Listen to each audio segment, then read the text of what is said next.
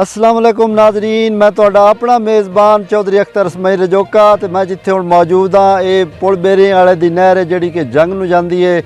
तो अफसोस की गल ये मैं तो दसदा भी जावां भी इत्थे हज़ारां की तादाद सरकारी दरख्त हैं जिहड़े कि मुतलका महकमा नाल बेपरवाही नाल जनाब आए रोज़ चोरी हो रहे हैं। इन्हां दी तादाद ऐसा ऐसा घटती जा रही है। उनकी वजह की है भई इत्थों के जिहड़े मकामी अफराद हैं वो आंदे ने भई जिहड़े मुतलका महकमे दे गार्ड या जिहड़े भी हैं ये जनाब मिले हुए नो फर्जी कार्रवाइयां करके इन्हें रखे हुए नो ढारियां ते दरख्तों।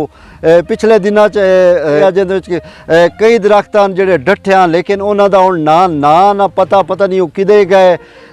अगर असी मुतलका महकमे दे जो गार्ड है तो वो आंदे जी फलानी जगह ते पैन फलानी जगह ते पैन हो तो असा सरकार नूं जमा करा दिते। हालांकि इत्थों के जिहड़े मकामी लोग हैं उन्हां दा आखना है भी ये जनाब फर्जी कार्रवाइयां करके ये फर्जी सपोर्टदारी करके दरख्त रखते हैं मुड़ ये जनाब वो किन्हां लोगों नूं वेच छड्डदे ने। जिहड़े असी आला अथॉरिटी नूं ये अपील करसा है भी इन्हां दे खिलाफ सख्त तो सख्त कार्रवाई की जाए ताकि जिहड़ी दरख्तां दी चोरी है वो आए रोज़ जिहड़े दरख्त चोरी होंदे ने वो रुक सके। तो इस तो इलावा जिहड़ी हुकूमत वक्त है उन्होंने भी लखां रुपया दे पैन जी।